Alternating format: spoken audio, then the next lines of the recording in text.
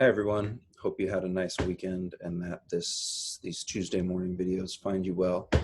Um, I'm going to be posting two videos today. The first one is going to be explaining our first project, which is a contour line drawing project. We worked on contour line all of last week, and generally I would have assigned you this project last week, but figuring out the kind of logistics of everyone getting materials, how this is going to run online, and what our course load can look like. I've been hesitant to kind of assign too much at once, but I've kind of realized over the weekend through planning out the next couple weeks that we're going to have to pick up our pace a little bit if we want to kind of cover all of our topics and not get too far behind, mostly because the semester is a little bit shorter this time around because of the late start. So this week we're going to have a good amount of work relative to what we've been doing. The good news is our first project is only a 2-hour project. So while most of our projects you can expect to put 6+ hours, kind of broke this one up to have just 2 1-hour drawings. In the past, those 4 drawings that we did for our last class, or those exercises, the 4 15-minute drawings would be part of this project, and then you'd have 2 longer drawings. But we broke that up, so while you're going to have other work to do this week, I just wanted to go over this project with you. 2 hours isn't a huge commitment, and there was a couple other things I wanted to discuss as well, but so it's going to be a contour line drawing project. I'm not going to always go over every project in a video because most of it will be pretty self-explanatory, really. You'll see in this video how I lay out project outline, how I lay out a rubric, so you get a pretty solid sense of what to do, what you need to be doing, and then any questions you can just email me. But for this first one, I'll go over it so you'll see how I operate with these, and then unless it's a bigger project like our final project, or there's a demo involved in it, I probably will just post it and then you won't have to watch this video. But before we do that, there was a couple things I noticed in our exercises. Hopefully that through watching that measurement and proportion video, or those 2 videos, you're able to gain some more insight on how to use your material to be a little bit more accurate through using kind of measurements. It's easy to get yourself wrapped up in that, and it's this like bottomless pit of variables. Oh, if I measure this here and then that there, then this is off and that's off, and you can get wrapped up in that. But the big thing is just to keep drawing, and now you've got a tool to kind of check as you're working. So I know it's really easy to just get lost in this, oh, but this here measures up here and doesn't line up over there. And then next thing you know, you're just sitting there for 2 hours measuring and not actually drawing. So try not to let yourself get too wrapped up in that. Just use it where you need it. One thing that they didn't talk about very much that I think would be really helpful, especially after seeing everyone's drawings, is outside of just measuring like the length of something with your pen or pencil or charcoal, it's also, you can use your material as a level, right? So like if you're looking at a box and there's all these different angles going on, even if you're trying to see if something's actually straight up and down, you can hold your pencil out at it and see, okay, is that edge I'm looking at straight up and down, or does it angle just a little bit like this? You can also do it this way, like, is this edge that I'm seeing that I'm going to draw this contour line for, is that actually level, or how much angle is going on there? So you can kind of use this as a level, or even like an angle finder or protractor, and kind of get a sense of like where your angles are. I like those videos because they're a little bit better production, and that they've got a better camera set up to show you kind of what it is that they're looking at, where I'm trying to draw and show you on my computer facing towards me, which isn't honestly the best format. But we're gonna, maybe depending on our time, get a little bit more into perspective down down the line. But as far as just some basic perspective accuracy stuff I wanted to address before we dive into what this project is going to look like. I just wanted to cover something real brief, and I think it will help a lot of folks in checking their accuracy of their drawing. So, you know, we set up basic still lifes, and a lot of them had boxes or kind of like different kind of box-shaped objects, cube-ish type objects. So, you know, when you're looking at those from different angles, you see all these different surfaces moving back in space. And then, you know, if you can, let's see how well you can see this. So a basic box, you know, I'm going to draw with a pen just so that it pops and you can see it a little better. So you got this like basic box here.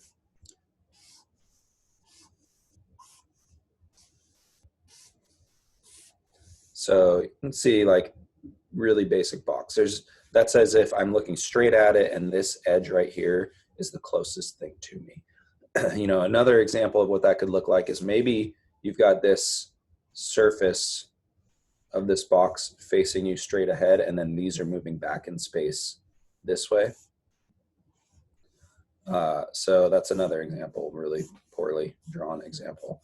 But one thing that I started noticing is that, let's see if there's any better way to do this. So I can hold it like so, maybe. One thing that I started noticing is how like certain angles of people's boxes started to get a little bit wonky. So, for instance, you know, a box would start to look like this, where maybe you have this surface on the front, but then the angles are starting to kind of come out in different ways. And then it starts to break the illusion, right? So there's some basic perspective issues going on here. Generally speaking, if we're looking at this style box, you've got the flat surface up front. So say you've got this flat surface you're looking at, like so, and things are moving back into space, these edges. Generally speaking, the way this will work is there'll be a vanishing point where all these edges meet up, which we'll get into later if you have time for perspective. But let's say that vanishing point is here. That means that all of these edges, if I draw imaginary lines, are going to meet up to that vanishing point. So when you draw these lines in, they'll go straight back there. If anything, these lines that go back into space are at least parallel, if not tightening up as they move back. If they open up, it kills the illusion of it, right? So like, if this line, so same with these horizontal lines, not just the diagonal lines, but if the box is a long box going back in space, this is going to be straight across this back line, and it's going to be perfectly parallel with this line here. Same here. This line is going to be perfectly parallel with this line here. So you know, if this line cut way in or cut way out, it might start to break that illusion of space. So once again, this is going to kind of come back, and that's going to be a kind of more accurate rendering of this. Maybe it's a shoebox, you know, Nike, whatever, shoebox. So, you know, similarly, if we're looking at this example here, where you're looking at a front edge, then you've got multiple vanishing points. So here's the edge up front. Maybe there's one vanishing point. Let's see if I can get a better angle of this. Maybe there's one vanishing point over here, and this other one's down here. We're not going to worry too much about that vanishing point, but just as an example, like things are going to move back in space this way. Things are going to move back in space this way. Maybe this line is here. This edge is way back here. Then you know that this edge is going to come back. This edge is going to come over that way. So you can start to figure out your angles. But outside of using vanishing points, you can just be using your kind of pen sticking out in front and measuring, you know, like how steep is that angle? Sometimes when you can barely see the edge of a side, you have like a really steep angle. It'll almost look vertical.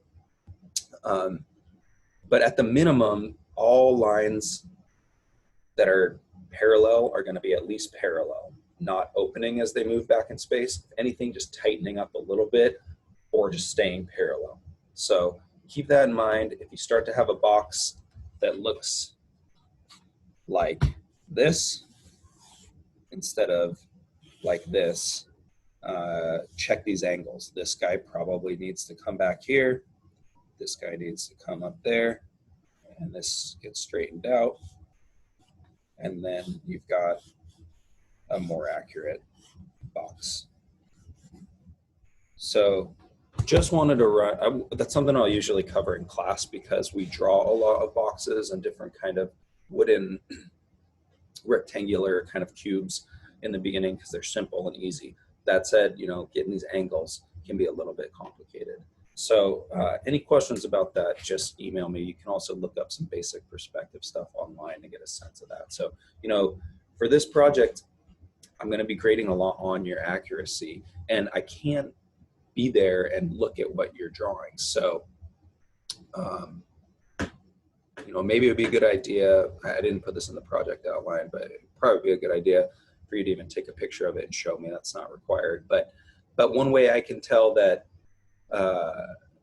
that things are not accurate is just by looking at these angles. Like, is the perspective all wonky and does it look really off? How believable is that spatial orientation? So as far as the project goes, I'm going to show you what this looks like in Canvas. If I could remember how to share my screen.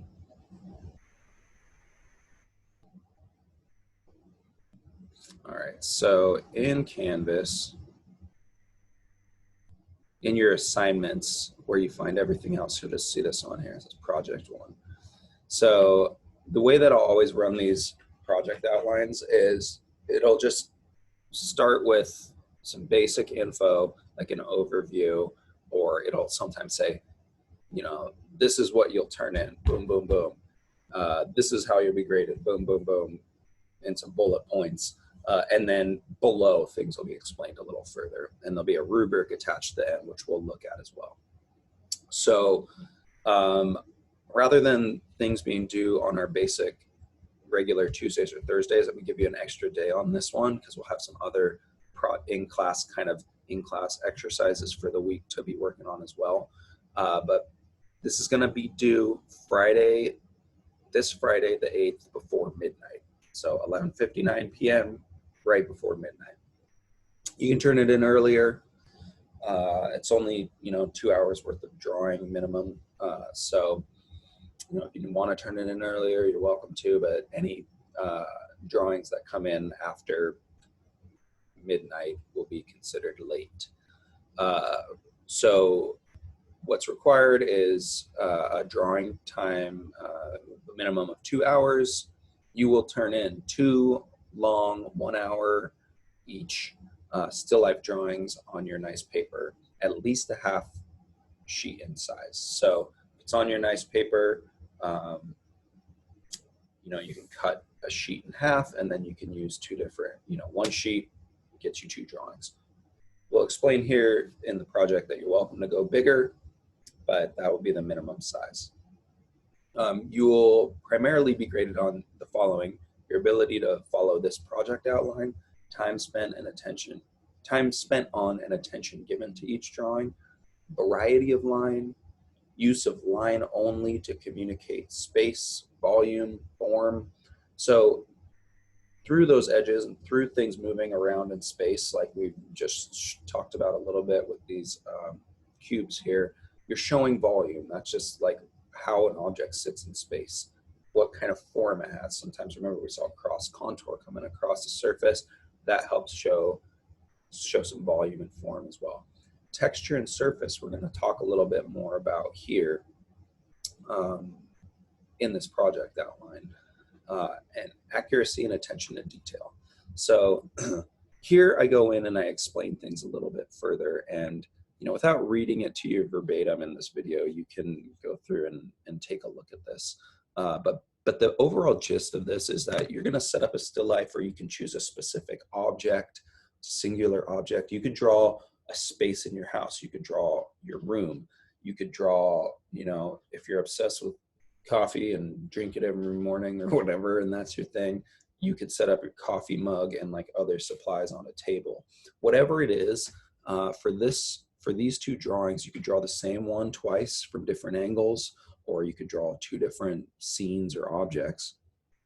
But whatever you do, make sure that they have some kind of importance to you, like there's some kind of value, they're significant to you somehow. You don't have to just take some random box. Like maybe you're a shoe-aholic, whatever, and so you do want to draw a bunch of boxes of shoes, or maybe there's some shoes set up outside the box as well. But whatever it is, like make sure it's important to you to some degree, or there's things that you really value. It could be a family heirloom. It could be, you know, something that was passed down, or something that holds significance to you, or maybe it's a space where you can chill out in your house that helps you relax. Whatever it is, they have to be real objects though. So you can't draw like a graphic or another drawing, or draw from a photo. Like if you have a photo that's framed that's really important to you, maybe you set that up on your desk with some other objects of importance, and you're drawing this picture in the frame with other stuff around it, if that makes sense. But the more interested in the setup you are, the more likely you are to make a good drawing, because you've got already investment in these objects, right? So ultimately your drawings are going to be similar to what we did last week. There's no rule of how you have to start and how you have to finish, but they're similar in the sense that they're contour line drawings only with no shading. So I know shading's tempting, but it's going to have a negative effect on your grade. So for this assignment, you're going to be using charcoal and your pencils. At this point, we're like a good chunk of the way through the semester. So if you still don't have your materials, you're going to need to try to figure that out ASAP. I know that the bookstore has everything and has had everything that we need for a while now, and they were pretty quick to ship. I know that Blick in Portland is now doing curbside pickup. I got an email about that. So at this point, you know, a few weeks in at least, we really need to have our materials. So, you know, if you don't have it yet, part of your assignment for the week is going to be figuring out a way to get at least charcoal, pencils, erasers, and your nice paper, or your pads of paper. So if you don't have them yet and there's things preventing you from getting them, you can email me directly. But at this point, we're just going to talk about, based on the materials we have, this is what you need to do. So you're welcome to start using your pencil again. The drawings can be all charcoal, but it's required that at least some charcoal is used. So if you prefer to use the pencils, that's fine, but you have to use charcoal in there somewhere. Ultimately, because you can get a very different type of line, different quality of line with charcoal that you can get with your pencils. Pencils, you can get a nice, faint, thin, you know, really sharp little line. And so that might be a helpful tool to help you come in and show some variety of line in your drawing. But you could use all charcoal. I just want to make sure that there's some charcoal in there somewhere at least. So once again, think about the quality of your lines. You can look at that vocab sheet: heavy, light, sharp, thick, thin, etc., and try to incorporate various lines into each drawing. Variety is key here, and I'll be grading on how you use different lines to effectively describe space and your subjects. You can bring in cross contour. I want to see some degree of like surface quality too. Like if it's a piece of wood and there's wood grain, or it looks really rough, you know, I think one thing that makes a really good drawing in general is when you can look at the drawing and get a sense of how it would feel to actually touch that object. You've got this showing the surface quality, you know. So if you're drawing a brick, you can use tiny little lines and marks to show some of the texture there. If it's really smooth, obviously you don't need that, but maybe you show some lines to show the reflective quality of it. Cross contour to show the form. But you know, if we're looking at something that has some texture, use the line to describe that a little bit.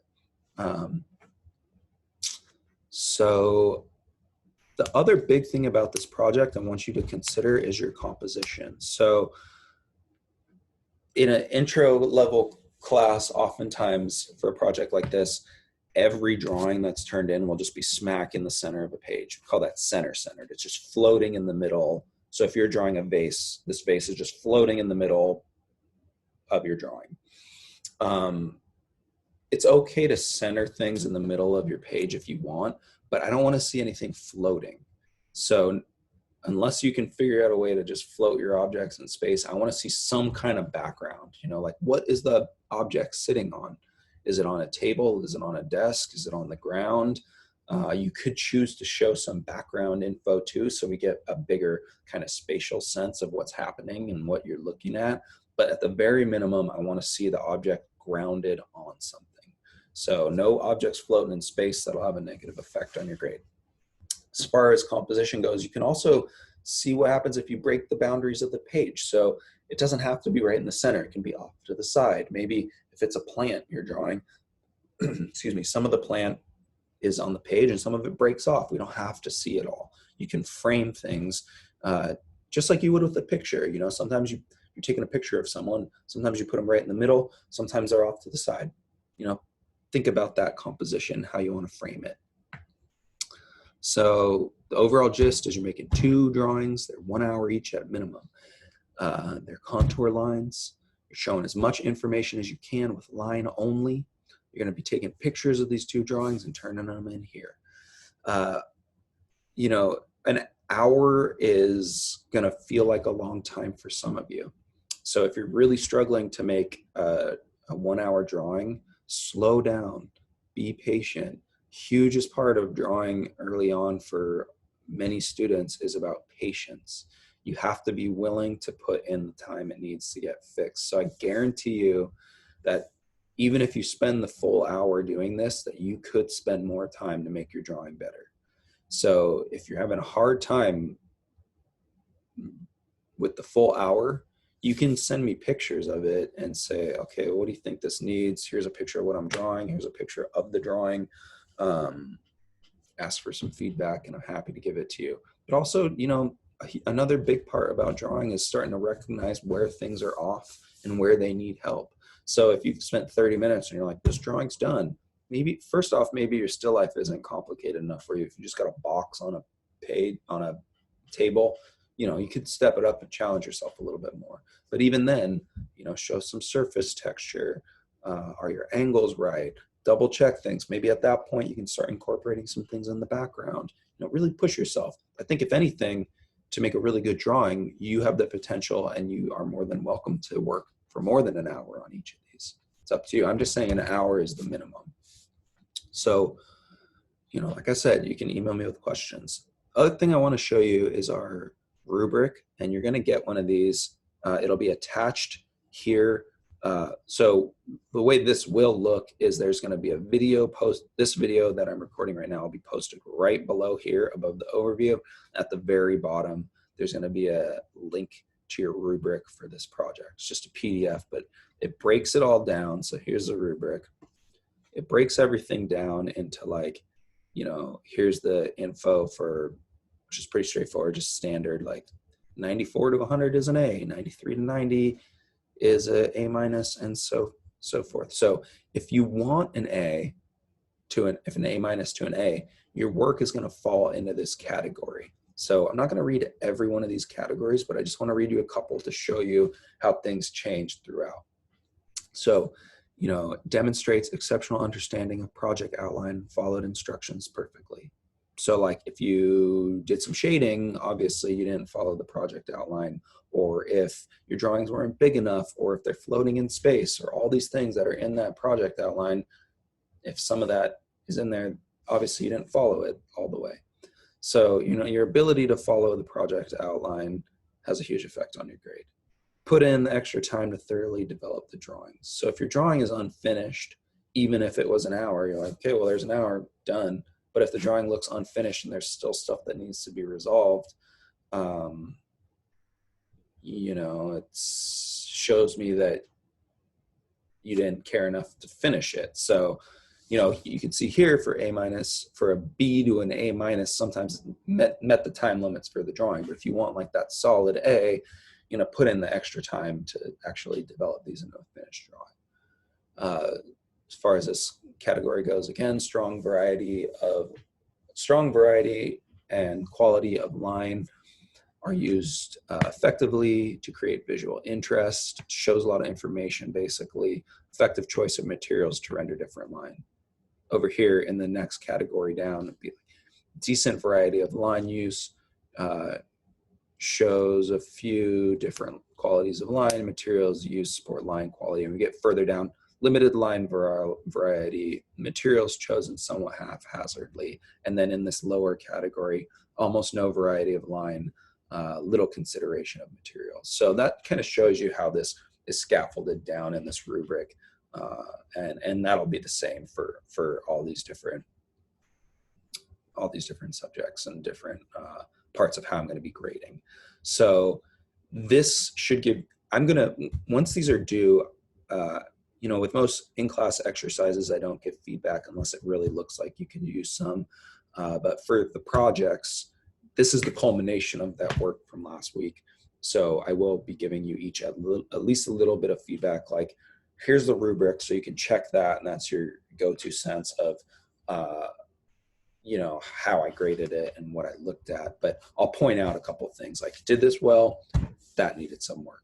So I don't have the time to write everyone a full essay paragraph on your project, but there is an opportunity for us to do a Zoom chat, or we can email back and forth about it if you want more feedback. So that's the basic gist of this first project. And like I said, I'm not going to do this for every project, but that will show you kind of a sense of, how all these are going to look, how all the project outlines are going to look, and how things are going to be graded. So any questions at all, just email me. There's going to be another follow-up video here on our in-class exercises for the work as we get into value, actual shading. So for this project, no shading, but in-class exercises are going to be starting to deal with shading, taking what we've learned with line, combining shading. So once again, you're really going to need your materials to do this. If you've only been drawing with a pen so far, it's going to be really challenging to do this week's work. So reach out to me if that's the case. Otherwise, I'll look forward to seeing what you guys come up with. Thank you, and we'll talk soon.